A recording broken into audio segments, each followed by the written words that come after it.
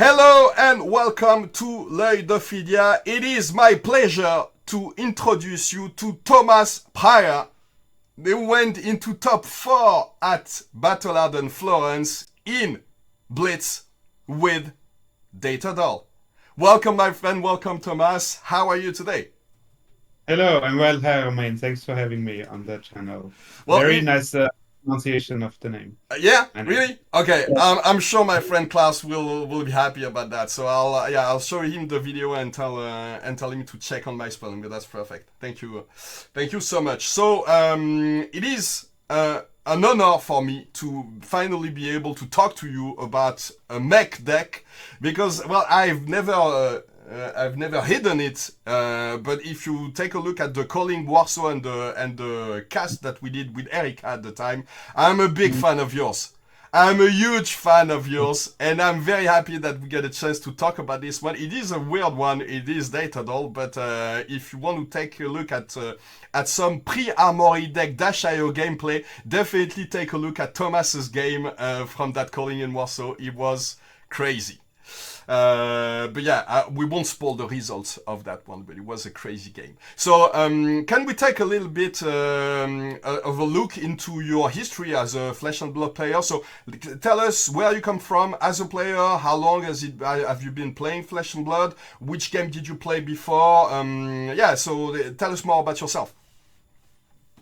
So my name is Thomas Pryor. I'm from Austria. I live in Berlin, in Germany, and I'm playing Flesh and Blood since Tales of Aria.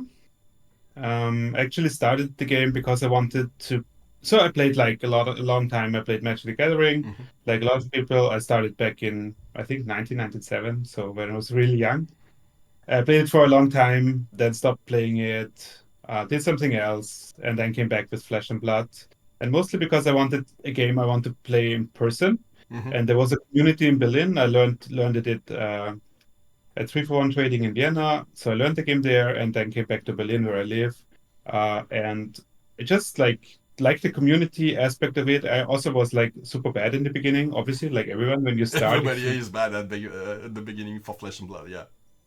Yes, you can like learn so much, and I like learning, and that then it's a very good game for people who like to learn because you go like every armor you go. There was not like online Flesh and Blood that much back then, so you just go there weekly, and every armory you learn like so much. So yeah, and community in Berlin is great. It's growing, it's really nice, and that's mainly why I started, and also why I stick to it. And I like playing competitive, and Flesh and Blood has that as well. I never thought like I would be actually getting to any results.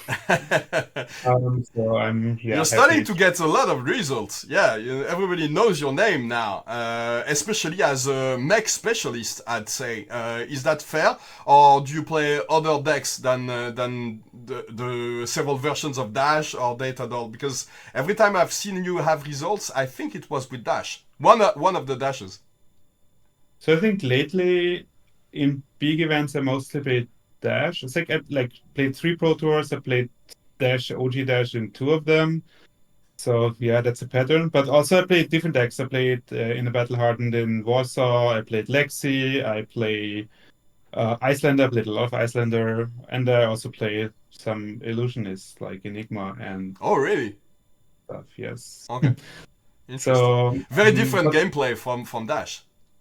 yeah, I think that's good also because sometimes it's like with Dash.io, often you play into fatigue, and then you sometimes want to reverse the role and bring Illusionist and let them feel perfect. Yeah, definitely.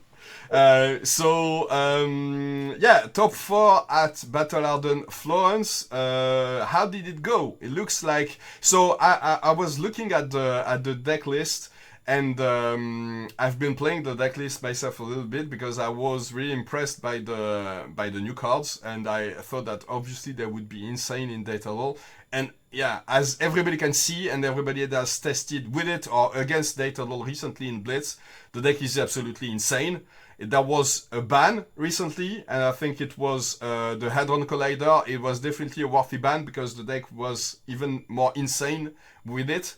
Without it, it's still crazy, as we will be able to talk about shortly. But what do you think about your results? Is that something that you expected because you know that the deck was strong enough, or is that was that a surprise? So I was obviously tried to prepare for the calling firstly. Yeah, Uh, obviously. it was not as easy to like get a lot of preparation for. So I didn't play Worlds, so I didn't like draft that much for Worlds. Mm-hmm. And right after Worlds, it was not really easy to get any limited preparation. So I just with the friend I'm traveling with my team at Hanno, we just got a couple boxes, played some Seal Deck, played just some gameplay, tried to find the best Florian seal decks. I obviously did not find one at the calling, so I dropped at 2 and 2. I think my deck was Auxilio, so Mm-mm. uh, yeah. But as Yeah, let's forget yeah, about it, I guess. exactly. So I couldn't really prep as much limited as I wanted, and then also I didn't have any reason to play classic constructed right now. So I was like, okay, why not just play a little bit of Blitz for the battle hardened? And there was like a lot of change since the last skirmish season. So many like Zen LL, Dash LL. I played Dash before, also Mm-hmm. in Blitz. So a lot of heroes got Living Legend. So I just tried a couple different decks. I think I started with Dash database naturally. Mm-hmm. It was good. I played some Blaze, I played some Enigma, I played some Enigma New Moon, like all like heroes that seemed fine or good. Mm-hmm. And then I saw like I played that Data Doll in the past. I think after she got the last cards, I think must be Bright Lights then. And I Mm-hmm. think she was quite good then already, but a little bit of stuff was missing. So I just didn't think about her that much. And then, some of the content creators make really good videos about broken decks. There's, for example, make that. I call them out now. So I was like, okay, I haven't thought about Data Doll in a while. Interesting, yeah. Okay, I should give it a try. And the deck is really good. So I worked a bit on it, played more games than I should have, I think. I also have to shout out Mayonesa from the Discord. Oh, yeah. They they work a lot on the list, so I got some inspiration from them. And yeah, I think the lists are really close right now, and there's just some cuts off. Yeah, there's some Yeah, maybe limitations to the. some meta adaptations, some meta calls that you need to make to Yeah. change some of the cards. But yeah, there's a lot of flexibility in that deck, so we'll be able to talk about it very shortly. But yeah, so you went into top four. What did you win against, and do you remember which games you lost in the Swiss rounds? I think you were unbeaten in the Swiss, right? So I was 5-0, Yeah. and I played the last round against Alex Hempelmann, who I eventually lost to in the semis. And because I was already first seed, and I didn't want to, it was a bit, I didn't want to like give information on how the matchup is, so I conceded to him. In the end, it would have been better for me to like learn more about his configuration than Mm. the other. Yeah, so I conceded last round, and then yeah, won the quarters, and then lost in semis against Alexis plays deck. It was Blaze. Oh yeah. Yeah. It's So it is a tough matchup. Yeah, can talk about it a little bit more during the deck text itself. So what do you think about this Datadol spot? Sorry, in the metagame right now. What do you think overall about the metagame in the Blitz format? Is that a balanced, healthy format in your opinion? Is there something like is there worry about a couple of decks, for example? What do you think about Blitz? Do you I enjoy think, playing it?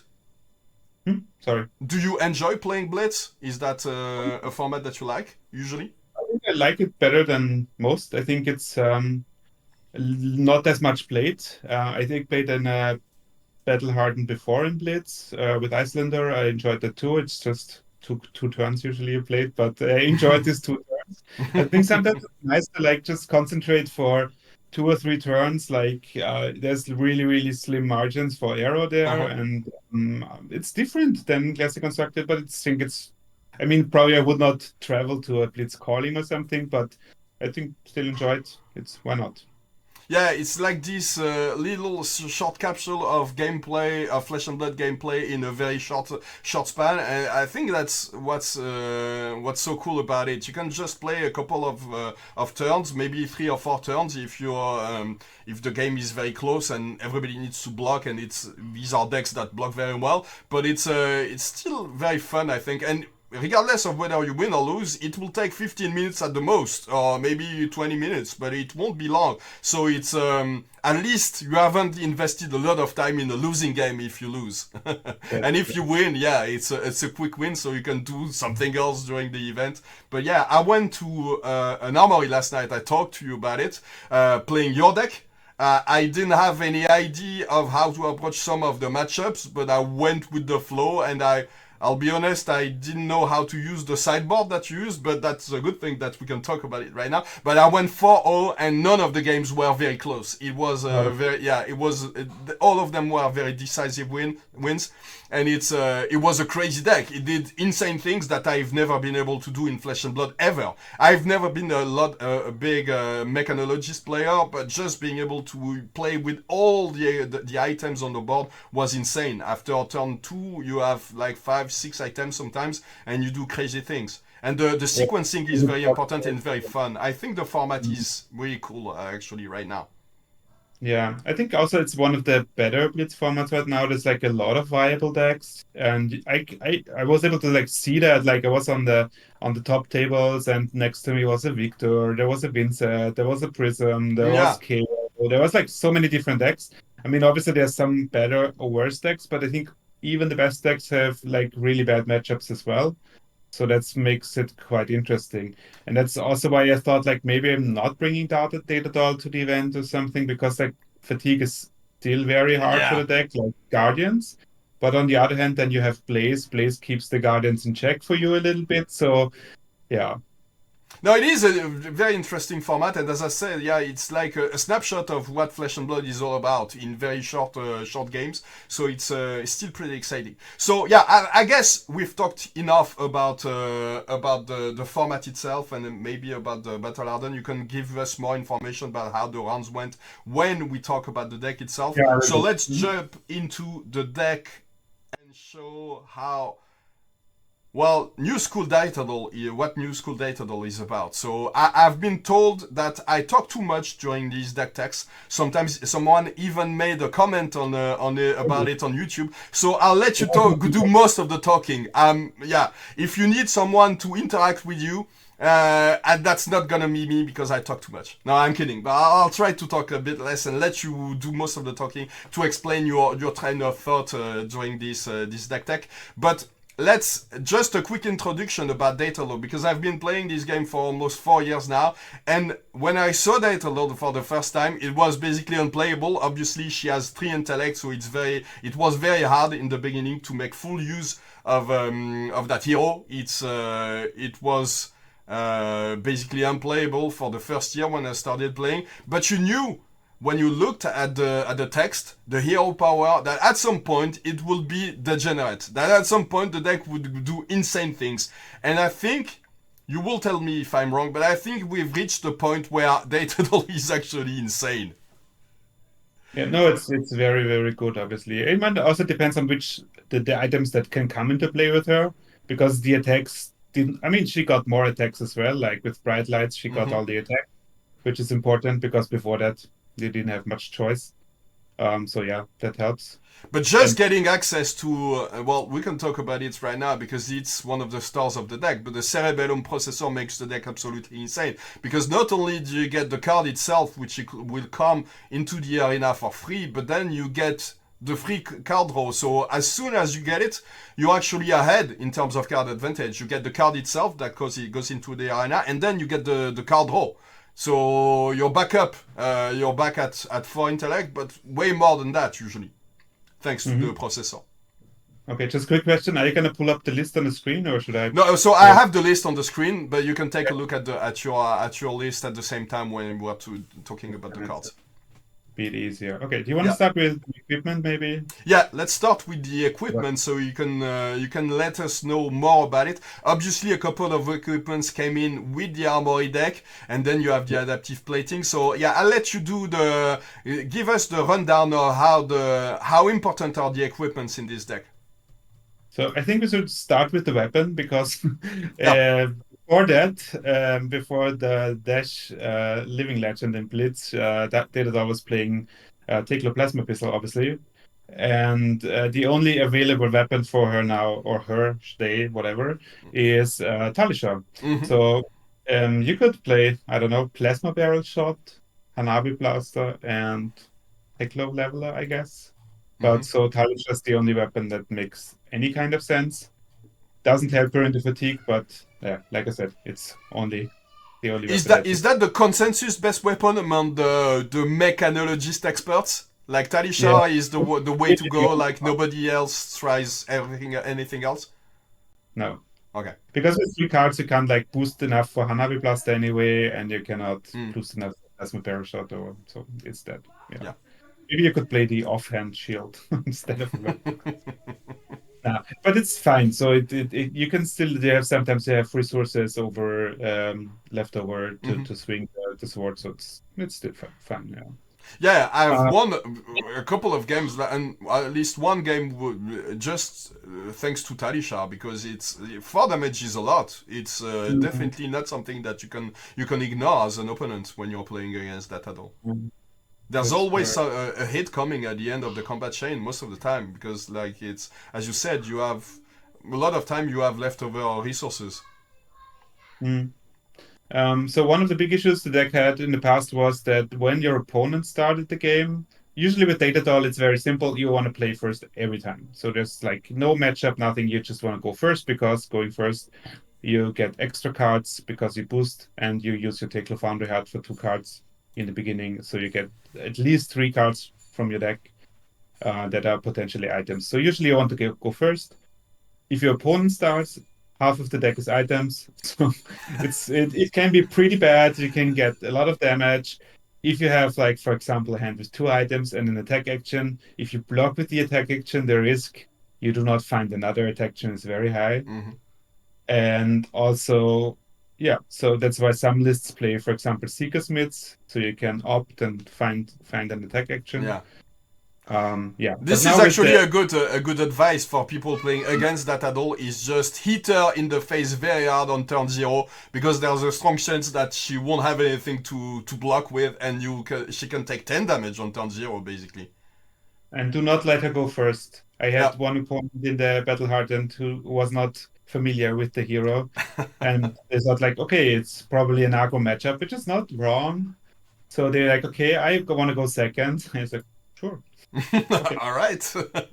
Um, yeah, but now the deck also has tools from the Armory deck, the Heavy Industry Surveillance, the headpiece. Especially is you just block with it if your opponent goes first. You just put it in there, block, boost hopefully an item, but get a 2 block from it. If they break the chain, you can block again, and that's very, very strong. So are you So saying that you're using it on turn 0? yeah, Yeah. like almost always, yes. I Yeah, I did mean, it a couple of times when I was playing online, or when I was playing at the Armory last night, but I wasn't sure it was the right move. So it's good to know that you think that it's actually the way to go. Like, it's fair to use it as early as possible, just to get the chance to get an item very early in the game. because usually you just try to get like some critical mass to snowball from there. Hmm. Also, you like want to find one of the items that like let you filter the deck a little bit. So if you find these early, that's just really, really good. And if you like banish a non-item card with it, you would have banished it anyway in the next turn Hmm. because you don't block with the cards from hand, and then you just dig deeper into items. So your chance to find items either way is just increased. And so you can block with it once or twice maybe on your opponent's turn. Often I also block with Take the Foundry Heart early. Because like if I have stuff on the table, I have shields. We get to that later. I will not block anymore later anyway, so you can get that Yeah. out of Actually, a turns. very good point. Yeah, block as early as you can with this one. Right. Yeah, for blocking like the legs, you usually try also to block rather early with them because you want to crack them in some matchups like super early also. Yeah. They boost, I mean, they banish 2 cards, which is insane. So like in your turn 0, even if you just play one attack, you can boost one from the attack, Yeah. two from the heart, two from the boots.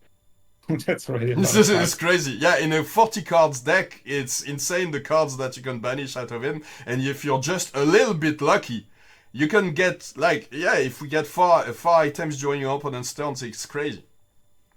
I mean, Yeah. on your And first turn. I mean, that's, yeah, it's insane. And adaptive plating is just, I think it's a 3 block in the deck. You will find an item that blocks. So it's really good. Yeah. There's I think always an item that hasn't been used. Maybe you haven't managed to hit with a boom grenade on the board, and there's always something to galvanize with, I guess. yeah. And if you need it, then you don't need it. Yeah. It means that the game is going pretty well for you, I guess. Yeah. And you mentioned it before, Diradol is an Intellect 3 hero, which is in a competitive event. It's scary because you're so used to draw 4 cards. Mm. So you have to be really careful to Oh not yeah. draw 4 cards. Oh yeah, you can just lose the game, get the game lost just because you draw too many cards, turns in a row. Yeah, I guess yeah. Must be what's the I don't know exactly what's the situation with the judges on that one, but it might be a warning on the first one and a game loss on the second time if you do it. But yeah, you need Didn't to be want very to. careful. I didn't do it, so that's good. Yeah, it takes some practice, but yeah, definitely practice in paper before you go to an event, and just don't only play on Talisha, for example, if you guys are practicing on Talisha, because it won't teach you to draw only 3 cards. Your brain needs to be ready for that one. Yeah, that's a very good advice. I played the deck in a side event on Saturday, so I got 4 rounds of practice with the real cards Mm, in to like, condition myself for 3 card hands and stuff. yeah, for sure. So that helped. Absolutely. So that was the equipment. This is the setup that you use in most matchups, I guess. There's like only maybe versus Blaze do you switch things around with the Exactly. head and the plating. I mean, the adaptive equipment is not the same one. You did use the dissolver, but then it's mostly it for all the other matchups. Yeah, exactly. So that's not really anything else. Like the head and the legs are just so good. The legs you can just crack into place, so that's good. They don't have to block to Hmm. get you the 2 cards and the action points. Take Foundry Heart is just broken in the deck, so you will never want to board that out. Some decks do not play AB3 with Physiotronic. I liked AB3 into plays. Actually, like the only time I lost the matchup was in the semifinals. I played against my teammate Antonio before. We played a couple games. I played into Erica before. We Hmm. played. I also played into two plays in the Swiss and won. So that's the first time I lost to them. And it's just if you have a blue in your starting hand, they go first. It's just really nice to can prevent some damage. Yeah. And then later on, if you attack in your turn and you have a blue pitch, they're just so incentivized to maybe not go off in the turn and block, which will give you the edge. Because the longer the game goes, usually the more board you have, the harder they have it to kill you. Mm. So Yeah, because once you I had a well, situation last night. Oh, sorry, I cut you off. But I had a situation last night where my Blaze opponent saw the Dissipation Shield come onto the board, and he was like, okay, I need to do something now. I need to try to kill you now, because at some point, if the Dissipation Shield is on the board and it's starting to get out of hand, so I need to try to kill you now. And they didn't do it, and I won on the spot. Just because the threat of all those mm, card prevention effects, damage prevention effects was coming onto the board so early. and it makes the math for them a lot harder if you have AB3. Yeah. So like with a 0 boost, you have 3 cards in hand. You find the shield from the top, for example, they may have to react at this point. If you have AB1, they can calculate around it maybe. Hmm. But with AB3, it's like you can prevent like a full Sonic Burst. Sonic Yeah, Boom. Yeah. Sonic Boom Yeah. is really important to be able to protect Mm. completely. So of course they can use the Metacarpus node on it to make sure that it goes too far. But just having 3 makes sure that they need to pay extra for it, and sometimes it messes up with their math, as you said. Yeah. And it only costs you 1 slot, and I think there's not that many sideboard cards I would want anyway. Yeah, Yeah. for sure. Also, Visiotronic model I is the action is not useless in that deck. If you think that your only way to win is to maybe put one of the cards on top of your deck, if you have one of the Yeah. dissipation shields on in your hand and you know that they can't kill you right away, you can maybe use it that way. Oh, my daughter is here. She wants to Hey. participate in this one. This is her first appearance on a video. There you go. Tu veux dire bonjour, mon cœur? Tu peux dire bonjour Thomas. Bonjour Thomas. Okay. Okay. What? Okay, let's go. Anyway, yeah, she must stick around for a while because she likes looking at Flesh and Blood cards for some reason. She's not really supposed to look at a lot of them, but I guess Datadol deck cards are pretty safe in terms of artwork. You know, there's nothing really scary on them. Yeah, that's true. They look good. Um, yeah, so we've talked a little bit about the equipment. Maybe we can talk about it when we visit the sideboard options. But which card would you say is the most important one in the deck at this moment? Which card is the star? I didn't show you the overlay, but I used microprocessor as the background image for our stream because I think that it's the card that fixes a lot of the problems of Datadol. Yeah. So if you have microprocessor early, this is just extremely good.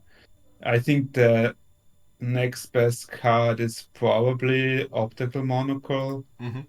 because it's like if you find it, it basically guarantees you that you find an item. So that is just insane. Mm-hmm. And I even think it might be slight. So would be super happy if it's like the first item I boost in a game. If it's monocle or processor, I'm already super happy. So these are like the best to find, I think. So let's talk about these two cards, the stars of the deck in your opinion. So microprocessor, can you tell us how important? Obviously, when you banish it and you don't have to pay for it, it's insane. It costs 2, so you get the free card, and then it has so many options and so many ways to make use of your action point. That is crazy. So walk us through what it does.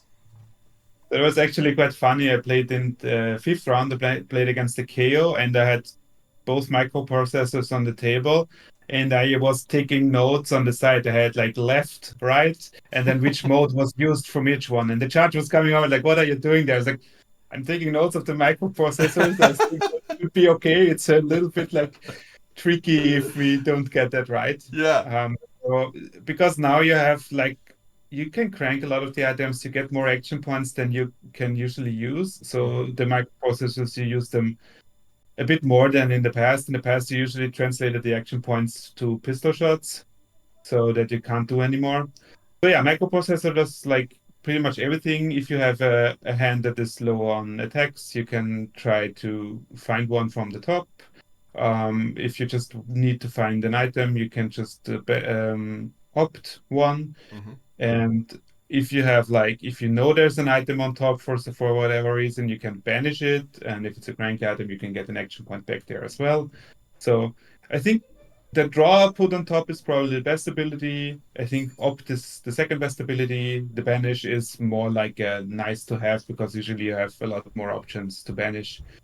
And a lot of times it's better to probably swing with your last action point with Talisha than just fish for an item that you don't really know if it's there. Yeah, maybe unless you have an optical monocle and you have a sure way to get an item, but then you will probably do it before the attack anyway. But yeah, this is actually a crazy card, and just being able to draw and then put a card from your hand on top of your deck is like this hand fixing option is crazy. Sometimes you have so many items in your hand that you can't do anything, and then you draw a card, it's an attack action, and then your hand becomes crazy good. Yeah, because you can also you fix like your attacks that get pumped by it, like the dumpster dive and rockets. So you can make sure that it pumps these ones too. So there's a lot of. It's a glue card. It's just a really and it's a blue, so Yeah. really good glue Yeah, card. like very cool card, very efficient, and there's always something to do with it. And then optical monocle, well, a card that was released back in the Arcane Rising days, didn't see a lot of plays when OG Dash was played, but then I've seen it pop up in the Dash IO decks, and now obviously in Datadol it's crazy. Yeah. So this is like if you have this is like one of the items I'm not unhappy to just play out from hand. So like weird play patterns that happen is cracking boots and then use the action point to play the monocle. So that it happens quite a bit because like with monocle, it just guarantees you draw like 5 cards, for example. Like you opt 5 times, and it's not like this, but you get a lot closer. You do not banish your attacks that you need later in some Uh-huh. matchups, like all these things. So this card does like everything you want. So it's Yeah, super good. when you're going into fatigue, you definitely don't want to banish your attack actions. You need to make full use of your items. So obviously, gaining the monocle very early is crucial. Yeah, and I said I would play easily four of them if they were available. I would play yellow ones, no, no worries. If they exist, I'd play them definitely. Yeah, Yeah, it is a crazy card. It looks innocuous on the, and it's like, yeah, okay, so you see better now. You have a monocle, good for you. But then you see what it does. And actually, my opponent last night was very frustrated about it because he was like, yeah, there's some variance to data doll. That's fine. Sometimes you don't banish anything that you want, but once you get the typical monocle, there's no way that you miss. You always get find something to do, even if all the all five cards that you opt are the cards that you will put on the bottom of your deck. As you said earlier, it makes sure that the next card that you will banish has more chances of being an item, for example. yeah. So it, And it gets the deck to degenerate levels. yeah, and I had that in the quarterfinals where I knew then the game was into Aurora and it was longer than I thought it would be because they had two somersaults, so they blocked a lot better than Mm-hmm. I thought they would be. And then the game was very long, but then I drew into my attack action pitch stack. So I knew I was, because it came from the monocle, I knew I put them down there and I drew the first card from that. And I was like, okay, so now I'm there. So I know the next cards are all attacks. So that helped me. I used the processor to draw a card and I knew it was going to be another attack. So that was very helpful too.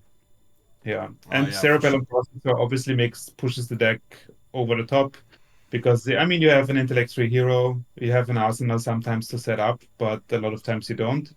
And this card gives you a fourth card, and the fourth card actually gives you like another card because it's an item from top maybe. Mm-hmm. So yeah, this card is crazy. Yeah, it makes the deck crazy, and I Yeah. think that it was already pretty good before the release of the Armory deck, but just being able to go back on like to four like virtually four intellect makes the deck crazy good now. Yeah. So Cerebellum So Processor, obviously you can crank it as it gets into the board. So then you get the action point that you need to draw the card because most players know, but if you're not familiar with this card, it costs an action point to draw the card. So the card draw is not entirely free. Obviously, in this deck, everything is made so that you will have an easier time getting more action point to use the card draw ability.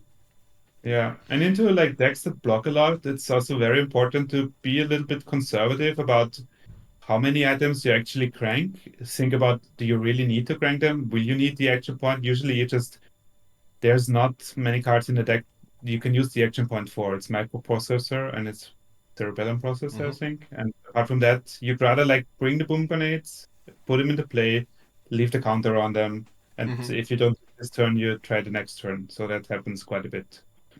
Yeah. Yeah, that is a good point, and that's something that a lot of people miss because when you're playing this deck, and people are like, yeah, okay, so it's all not luck based, but there's nothing to, it's not a tricky deck to play. But I don't necessarily agree with it. I think there's lots of decision points and how you crank your items, how you use your action point, and how you use your microprocessor, for example. What you up to the bottom in some matchups, it's very important to make these small decision points, and it's not. I wouldn't say it's an easy deck to play. Yeah, this is definitely nuance. I mean, you have to know the matchups for sure, Mm-hmm. and like also like yeah, what you can hit and what's important, and when to attack and when not to attack, and when to set up a little bit for the next turn and stuff. So it seems like some games are easy, obviously, but still, then you can always it's like Azalea, like so you can always draw an all item hand, and the Mm-hmm. game lose the game. So you have to be very careful, even if it's going super well you should never like think you're are super safe. So also like a lot of times they use the opt effect from microprocessor to set up that I to make sure that I get an attack in the next hand, for Mm. example. Oh yeah, if you get an extra action point, if you there's nothing else to do, at least use the microprocessor. Exactly. Yeah, one of the Yeah. actions before the end of your turn for sure. That's a very Yeah. nice advice. So we've talked about all the blue cards, except from Tecloponder, which obviously is a superstar in most, in all Mechanologist decks, apart maybe from Dash Fatigue decks. But yeah, so Usual Suspect is back, one of the strongest cards that you can have. The value on this one is insane, especially if you don't pay for it. So let's close out with talking about this. Is there anything that we can add to the power of Teclopounder on this deck? So as you mentioned before, the Hadron Collider ban made the deck made it a lot harder for the deck to pump their attacks. Mm-hmm. So in the past, it was like we tried to get out Hadron Collider one or two, and then you usually like find once a game an attack that's coming in for 12 or something, and then your Pumpkin will hit.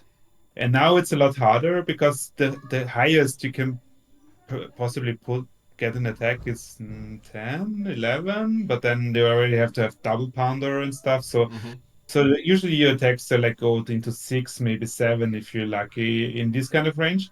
And it makes it a lot harder to have your boom grenades connect. And they are very important in the blocking matchups that you can actually like get not fatigued and win. You need this for the damage. Yeah. And you have to be quite aware of how many attacks you have in the deck left, and you really have to be quite aware to make sure that your boom grenades connect. Mm. So you have this only like you have only penetration script. That's the mini out of board, the yellow item, and tickle pounder for pump effects. So these pump your attacks with penetration script. I always try to not crank it. It makes a lot of sense. So if you not crank it, you usually get at least 4 value out of it over 2 turns. Yeah, so basically, if you have all pumps on the board, 2 Tecloponders and penetration script, the strongest attack that you can have is zipper hit for 11, I guess. Yeah, Yeah. I think so. And you have to, and usually a lot of turns, if you do not set up an action in like an attack action in your arsenal, or if you don't have a card draw, like you will not attack with more than 2 attack actions, and 2 attack blocking out like 5 and 4 or 5 and 5. That is not that hard of a task, even if you like send Talisha in the end. Yeah, so a lot of decks can manage that. So you have to be quite aware into blocking decks. Yeah, for sure. This is we'll talk about this later when we talk about the matchups. But the fatigue decks are obviously the hardest to navigate. How do you want to proceed with the other cards? So maybe we can talk about the other items and then talk about the attacks. But the attacks are pretty much interchangeable, even though they have some very small differences. But you are talking about penetration script. Is there anything else that we can talk about with this one? So penetration script just came in because Hadron Collider was banned. Yeah. So there you go. And it's like a small, very small Hadron Collider, obviously. Exactly. It's just distributes the value over a couple turns, so it's definitely not as good. Boom grenades I mentioned before, they are now quite important to have them hit. This is your damage in the end that you win the game with. There's a couple of shields, the dissolving shields and the dissipation shields. They are like really good into decks that want to race you or want to kill you with arcane spells. But they do not deal damage. So into fatiguing decks, except for example Guardians, it's a bit hard if they have 1 hits. The shields they help you stay alive, but you lose cards and you don't win. So, Yeah. And Backup Protocol Red is. I was on 1 before. After the ban, I went on to play the second one. You could go back to 1. It's fine. It's not always good. That makes it like it's one of the items that's just sometimes you don't have the resources and you don't really need the action points. So then it just sits there. So there are matchups where I don't bring them. But they also help you like smooth out hands if you have like not only items. Yeah. So there they help. So yeah, it's fine. It is a tricky card to play for sure. I think I've always played with 1 ever since I started playing the deck, and I always played with the polarity reversal script myself in most of the games that I played because it makes blocking insanely bad, especially when your opponent has some 2 block cards. like blocking for one in Flesh and Blood is very disheartening. Like feel like your deck is doing nothing. So I think it's I mean, in my opinion, it's one of the cards that is easy to slot in. It does a lot of things that you want to do in this deck. Like make sure that your opponent is gonna have to think really hard about how he wants to navigate these turns, and it makes your boom grenade hitting way easier, I guess. Yeah. So there's a couple slots where you like the backup protocol and the polarity reversal script that you mentioned Mm-hmm. that are where I would start tuning a little bit. So yeah. Yeah.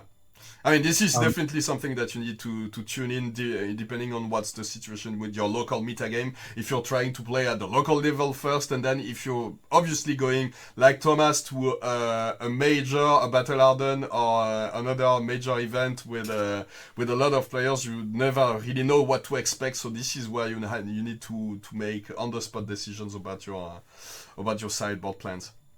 yeah, so I played the Blitz side event like I mentioned, and I had maybe a bit of an idea what was going to be the Mm-hmm. meta game on the next day. Like at least those players will probably also play the next day.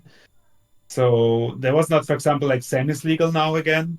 There were no Zens. For example, if you're in your local meta, if you have Zen, then you can remove the data links, for example, and play T-bones in the slot. Yeah, for So sure. Makes that's it, one of yeah, makes sure that, one of the best strategies is make sure that they don't have their equipment early to block with, and yeah. yeah. So that's like for the attacks, it's quite straightforward, I think. Like I said, the data links, they opt if they hit, it's good for you. Um, T-bones, like I said, you can put them there. You wanted a nice mix of 0 and 1 cost attacks. The downside of the 0 cost, obviously, they do not have a breakpoint, but but they're super good starters. Yeah. So you'd rather not want to start on a 1 cost. You rather start on the 0 cost. You have Mm-hmm. Fast and Furious, and you have 0 to 60 and Sprocket Rocket. So I think all of them are better than the data links. Maybe we can talk Um, a little bit about Fast and Furious because I think it's a crazy card. So I think it's in this deck especially it's Yeah. 0 to 63 and 4 mostly Uh huh. because if you see it on top from an opt, for example, you're actually not super happy. It's better than boosting a different attack, but if you see it, usually you just put it on the bottom if you opt it. Mm-hmm. So but it's 4 go again. That's just super good. So Yeah, four it's go again, and then if you by like the worst stroke of luck, you end up banishing it because you didn't know what's on top of your deck, but you have an item with Crank on the board. It gives you a steam counter on it, which is insane. Like getting a boom grenade for 2 turns, for 3 turns, basically can be crazy. it definitely helps. Yeah. Yes. Yeah, I think for the attacks, the Fast and Furious, the 0 to 60s, the Sprocket Rockets, and the Outpace, these are your best attacks. The other ones are like, okay, I Yeah. guess. I mean, I mean, super hero. Outpace and Thunderbender are very good into fatigue. Yeah.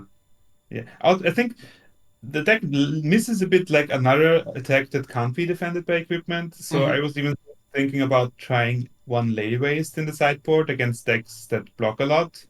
So I just wanted to set it up. It's a 2 cost boost. It's the same card as Outpace, but attacks for Yeah. 5. So you cannot block it cleanly with 1D react. Mm-hmm. And yeah, but you also like from a 3 card hand, you're really not you can't cast it. So it's I would try it and put it in Arsenal. So if your local has a lot of Victors or Florians or Mm-hmm. whatever, I maybe want to give that a try. So yeah. Yeah, it is. It is an interesting mix and choice of attacks. One thing I've noticed, and that's one thing I've tried actually last night during Maramori, is play with only one 2 cost attack, but that one is called Twin Drive, and obviously it can be devastating to your opponent if it works. You double the chances of getting an item from the top of your deck. I see that it's in your maybe board in on Yeah. February.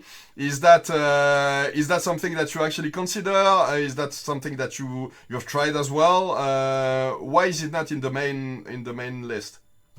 So it was in the list before because with the Hadron Colliders, it was more likely that you Yeah. find that the double boost was as good as sending 2 different attacks. Mm-hmm. And because usually with Wind Drive, you can only send, if you do not have a blue, it's a bit awkward. Yeah. and there's not that many in the list. So sometimes okay, but getting to the point, why it's not in the list anymore is penetration script. It's just better to have more attacks than bigger attacks. Uh-huh. So I try to like maximize the penetration scripts and have like more attacks Yeah, instead of the two. it makes a Yeah. lot of sense. Yeah. But yeah, one thing I wonder is why we don't see more two cost attacks. But yeah, it makes what you said just makes a lot of sense. The other cards, and then we can talk about the sideboard. But the other card that I see pop up from time to time, and I think Mayonesa is playing a Plasma mainline in their deck. Or maybe it's someone else, but I think it's a very strong card as well, and I see it in your maybe board, so I thought we could talk about it. Has it been considered as a valid option at any point during your deck building process? So it's a tool into fatigue decks as Mm-hmm. well. If you find it early, it's obviously very, very good. But if you don't find it early, then it's not great. And Yeah. it's also like it's really bad to draw it. Like Oh all yeah. the other cards that you don't want to draw, like microprocessor or tickle pounder that are two cost, they're all blues. At least So another it's blues. Yeah. and Plasma Mainline is like I played with it in the past. It's obviously really cool if you get it early. But there's the thing is the deck is 20 attacks, 20 items, and the ratio kind of have to stay the same. You can go to 19 attacks and 21 items. That's fine. Some people go to 18, but you can't like really uh, remove that many attacks from the deck anyway. So if you want to put in an item in your deck, you have to also remove an item. hmm So and then you get to the point where it's like, okay, is Plasma Mainline better than the next card? Yeah. So, That's what I found the hardest playing this deck is how to sideboard. And when you don't have an easy matchup, when you're facing a matchup that is supposed to be complicated, how do you sideboard? And this is one of the reasons why I think it's really helpful to have someone like you that's played the game a lot, this deck a lot, is to help us use all these inventory cards. So there's basically not 5 cards because the other 2 are just equipment.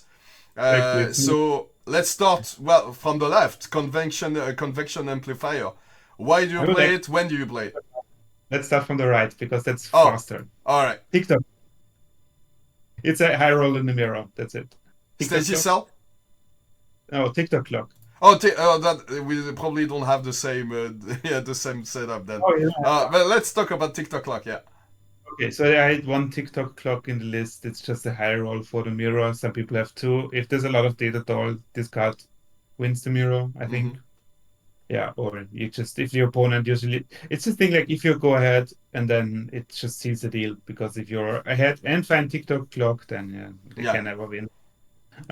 Yeah. Okay. So if you don't have data doll in your meta, then you don't have to play it anyway. Yeah. I do not even play it against fatigues. I guess it's not. You could play it into Victor and kill and destroy some gold, Uh huh. but that's fringe, I guess. Yeah. Don't hit a lot into Victor anyway, so they probably don't hit the TikTok clock. Yeah. Okay, then let's talk about the more relevant items. So So then, the Polarity Reversal Script, we talked about this earlier. Very strong card, obviously. The effect is insane.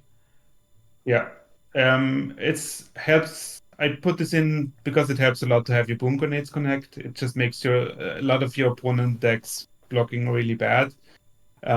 Especially into matchups like Blaze. For example, remove backup protocol red, and bring in polarity reversal Mm-hmm. script and full injector, so I have a little bit more blue, and also punish his blocking or their blocking. Oh, yeah.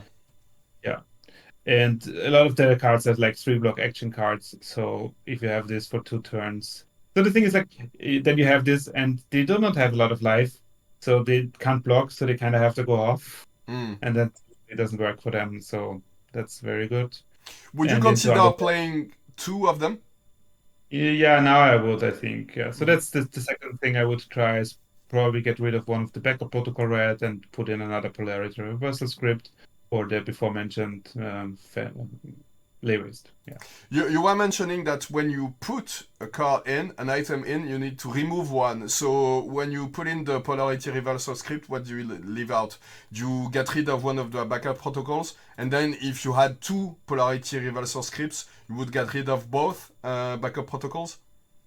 I think it depends on the matchup. Into Blaze for sure. Mm-hmm. So the thing is, the Blaze, I mean, in the end, I lost to the Blaze because I got fatigued. But Oh. that also, because it also only happened because I found all boom grenades in one turn. Oh. And for some reason, I was not able to find another. Like I had both optical monocles in place. It was a really crazy situation. So at first, I was very lucky and found both monocles in one Tickler Foundry hard boost. Um, but then for I did not find the cerebellum processor in the next whatever how many cards 10 cards and in the end they had to have three blocking cards and two defense reactions with their arsenal and And they did. they Oh. they did, yeah, Wow. because I had all the boom grenades in play. I had the polarity reversal script in play. I had a penetration script in play, and I only needed to hit with one damage because Oh, that four boom grenades is so. Oh, that must have been devastating for you. Yeah, that was a surefire win in like 99% of your games with that setup, basically. It was not great, but I to their defense, they played 60 reacts and removed all the non-blocking cards, so they kind of like tried to Mm. go route. Was a bit unlucky, but also like in the beginning, I found the monocle, so I was lucky. So Yeah. sometimes it's like There is yeah. some luck involved, yeah, for sure. So yeah, yeah, now if you had to make a couple of changes, definitely add a polarity reversal script. Is that fair to say? Yeah, I would definitely try it. Mm, Yeah. So okay. Backup Protocol is like it's a card that is not into any specific decks.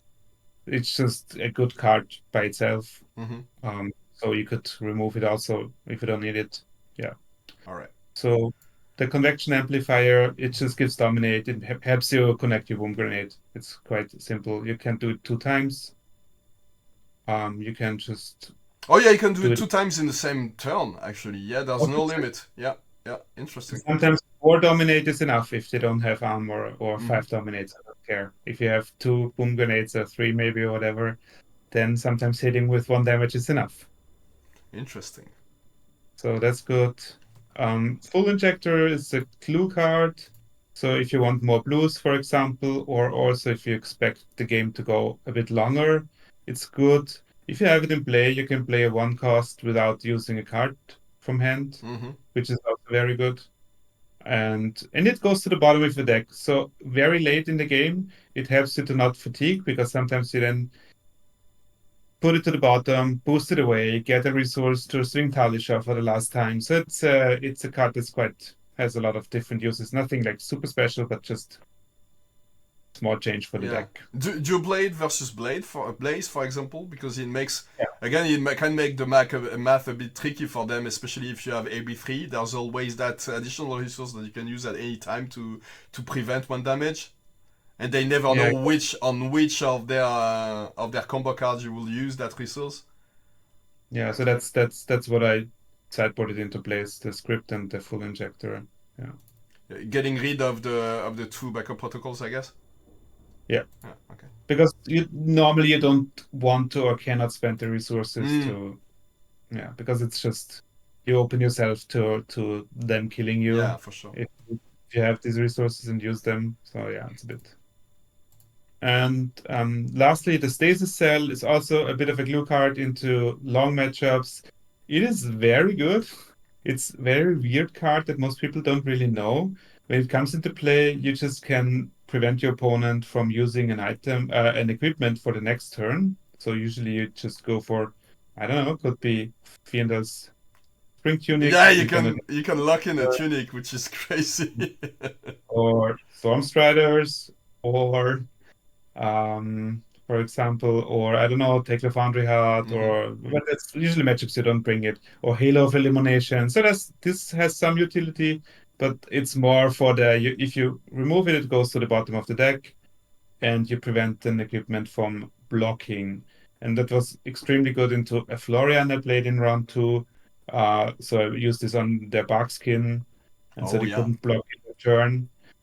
And they had four 2 blocks in their hand. So Oh they yeah, embodied that is crazy. So yeah, so you play it into Florian? Do you play it against Guardians? I guess also might be one yes, of the ways you go around all their fridge.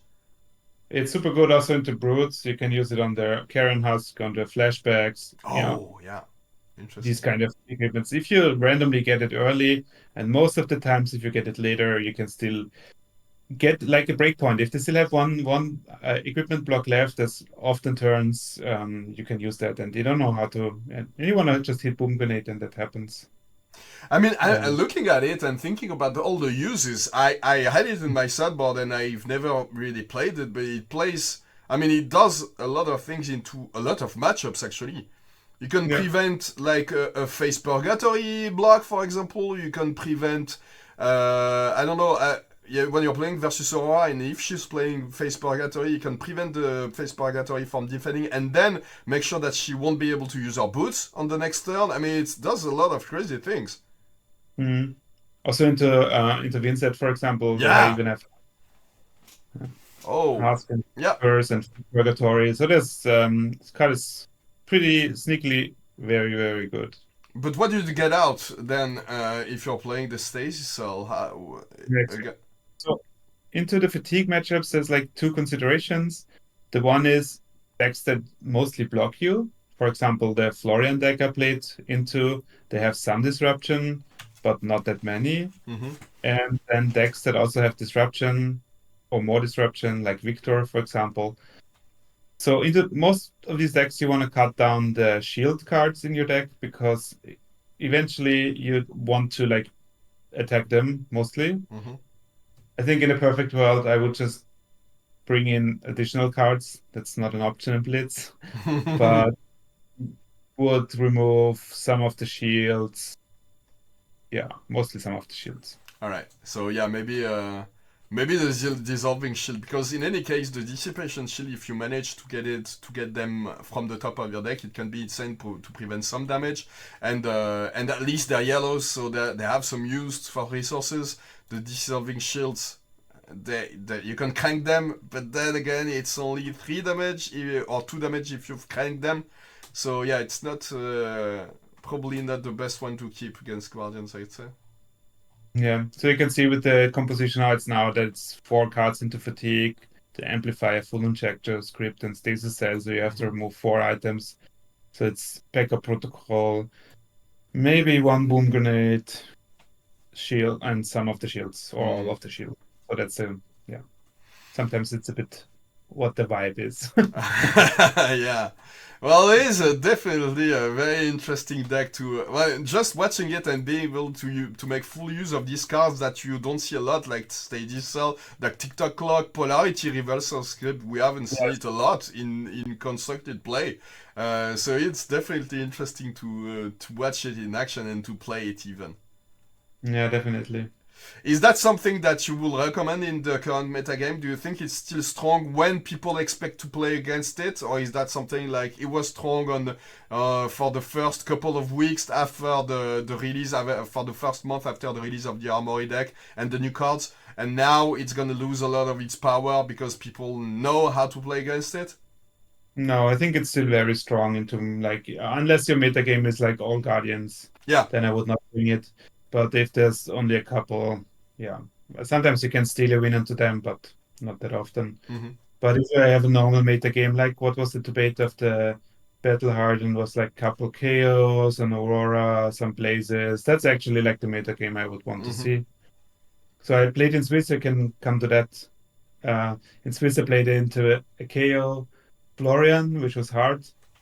Then 2 Blaze, another KO, another Blaze, and top 8 Aurora, and another Blaze. So Not a that's a single metagame. guardian, so that's perfect really. Yes.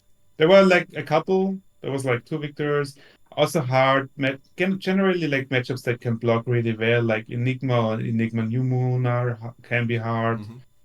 Prism can be hard. They have a lot of 3 blocks and annoying on hits. So. they do a lot of damage with their cards. They don't have any poppers in the list, so Yeah. yeah. But yeah, if you, it's a very good into deck into most of the decks. If you don't lose all your die rolls, you're fine. Yeah, I guess. But yeah, it is something to consider if you're playing against, like, if there's a Yoji player in your metagame, in your local metagame, there's no chance that you're gonna win your local armory, for example. Like, I guess it's a 99% matchup for Yoji. Yeah, but that's the thing. Like, there's plays, they keep them in check, Yeah, so you just hope the plays beats them. Yeah. make sure that So you yeah, never pair into them, I guess. yeah, that's true. I was like, oh, the victor is next to me. I don't want to play them. Yeah. Yeah. For sure. All right. Well, I see that it's already been 1 hour that we've talked together, so it's time to well, I guess it's time to wrap it up. So, what would you say are the we talked about it very very quickly, but what would you say are the best matchups? Like, what's a matchup that you feel is pretty easy? Is there a matchup that is like so easy that there's no chance that you're gonna lose it? So generally, no, I think you can lose all the matchups, kind of. Like your deck, like if they play first, then you go second, then you have too many items, so you're just on the wrong side of. So you can lose pretty much all the matchups. Mm. But like in the greater scheme of things, the Argo decks are really good for you. I think Blaze is also a good matchup if they are not. I think even if they're prepared, I think yeah, Blaze is a good matchup. Um, and like stuff like Brutes are still good-ish matchups. Yeah, Yeah, I think just I've not. never lost versus Levaya, for example, or KO. It's very hard to lose against them.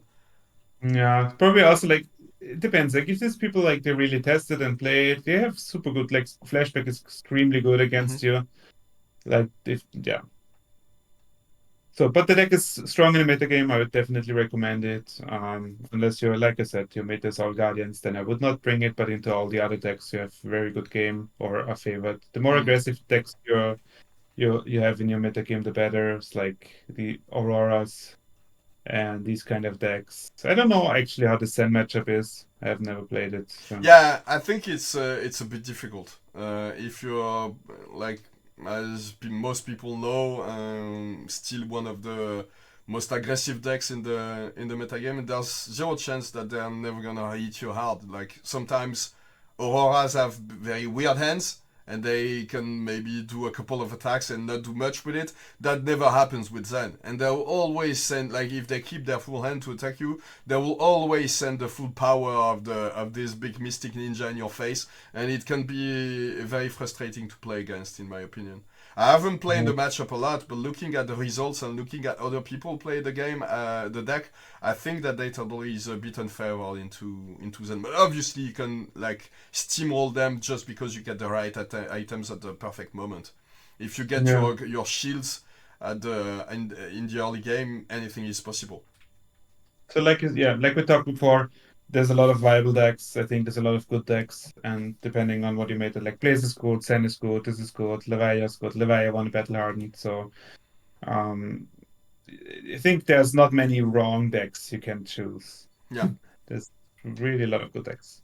This is one of Well, them. I used to play Shiana a lot, and I can tell you that Shiana is a bad deck to play into that meta game, but it's still very fun to play, and it does crazy things as well. And that's one of the strongest selling points, I think, for Blitz, is that you can do the craziest things that exist in Flesh and Blood just in Blitz. It does insane things, and Shiana is very fun as well. I mean, most of the decks that I've played recently are fun. Emperor is fun as well. That's not a deck that we've talked about, but it's a fun deck.